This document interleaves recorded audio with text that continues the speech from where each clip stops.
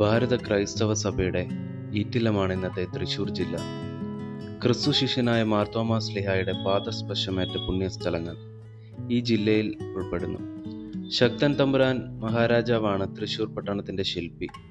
പട്ടണത്തിന്റെ വികസനത്തിനായി അദ്ദേഹം AD 1794 ക്രൈസ്തവ കുടുംബങ്ങളെ സമീപ പ്രദേശങ്ങളിൽ നിന്നും കൊണ്ടുവന്ന് കുടിപ്പാർപ്പിച്ചു. തൃശൂർ കേരളത്തിന്റെ സാംസ്കാരിക വാണിജ്യ കേന്ദ്രമാകാൻ ഇത് സഹായകമായി. 1814 തൃശൂർ പട്ടണത്തിലെ ആദ്യത്തെ കത്തോലിക്ക ദേവാലയം ഇവിടെ സ്ഥാപിതമായത്. എന്നാൽ ചരിത്രവികൃതികളാൽ ദേവാലയം കത്തോലിക്കർക്ക് നഷ്ടപ്പെട്ടു. അതിനു പകരം പട്ടണത്തിന്റെ മധ്യഭാഗത്ത് തന്നെ പുതിയൊരു ദേവാലയം പണിയുവാൻ തൃശൂരിലെ കത്തോലിക്കർ ആഗ്രഹിച്ചു. 1925 ഒക്ടോബർ 10 മാർ ഫ്രാൻസിസ് വാഴപ്പള്ളി ഇപ്പോഴത്തെ ദേവാലയത്തിന് മുമ്പിൽ ഉണ്ടായിരുന്ന സ്കൂൾ കെട്ടിടത്തിൽ താൽക്കാലിക സംവിധാനങ്ങൾ ചെയ്ത് പുതിയ ദേവാലയത്തിന് ആരംഭം കുറിച്ചു. 1929 ഡിസംബർ 21 പുത്തൻപള്ളിയുടെ ശിലാസ്ഥാപനം നടന്നു. ഗോതിക് ശില്പകലാ മാതൃകയിലുള്ള ഏഷ്യയിലെ തന്നെ പ്രശസ്തവും വലുതും സുന്ദരവുമാണ് ഈ ദേവാലയം.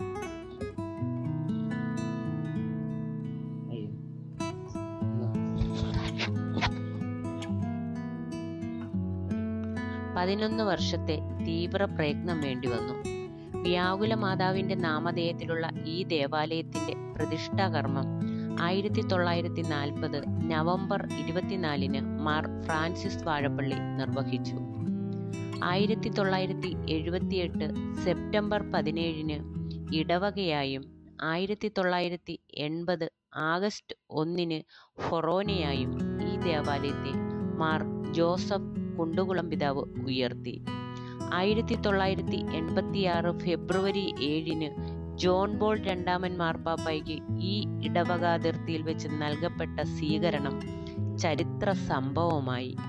1987 ആഗസ്റ്റ് 23 തൃശൂർ അതിരൂപത ശതാബ്ദി സ്മാരകമായി ഈ ദേവാലയത്തിൽ നിത്യാരാധന കർദിനാൾ സൈമൺ ഡി ലൂർദ് സ്വാമി ഉദ്ഘാടനം ചെയ്തു. 1992 ഏപ്രിൽ 25 ജോൺ പോൾ II മാർപ്പാപ്പ ഈ ദേവാലയത്തെ ബെസലിക്കയായി ഉയർത്തി.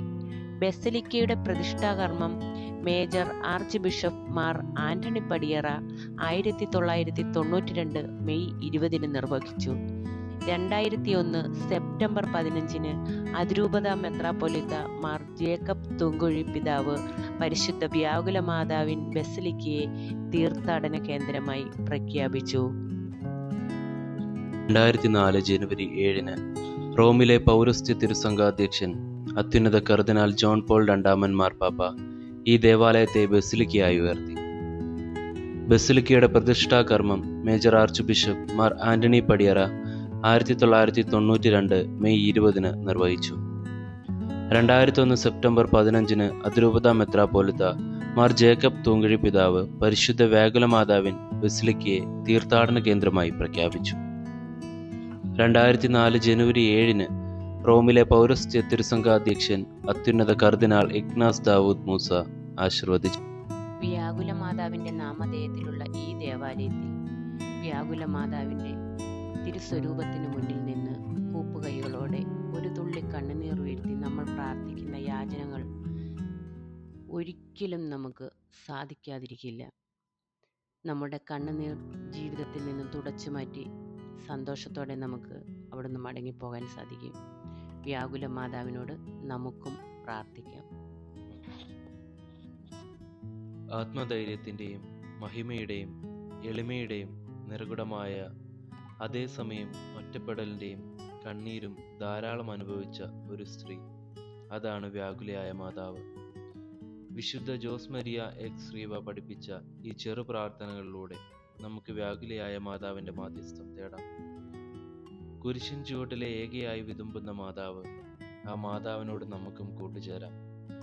കുരിശിൽ തറയ്ക്കപ്പെട്ട ആണികളാൽ തറയ്ക്കപ്പെട്ട ഈശോയെ നോക്കി നമുക്കും കണ്ണീരൊഴുക്കാം. വ്യാകുലയായ മാതാവ്, അവളെക്കുറിച്ച് ധ്യാനിക്കുമ്പോൾ അവളുടെ ഹൃദയത്തിലേക്ക് നോക്കൂ. അവൾക്കിപ്പോൾ ഈശോയെ കൂടാതെ മകനായി മകളായി നിങ്ങൾ കൂടിയുണ്ട്. പരിശുദ്ധ മറിയത്തിന്റെ എളിമ, ഈശോയെ ജനനം രാജാവായി വാഴിച്ച അവസരങ്ങളിലൊന്നും അവൾ പുത്രനോടൊപ്പം ഇല്ലായിരുന്നു.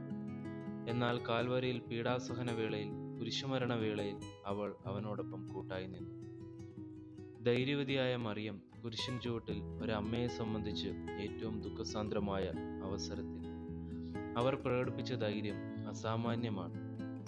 മറിയം പ്രകടിപ്പിച്ച ആ ധൈര്യം ജീവിത പ്രശ്നങ്ങളെ നേരിടാൻ നമുക്കും ലഭിക്കുന്നതിനും മറിയത്തോട് മാധ്യസ്ഥം യാചിക്കാം.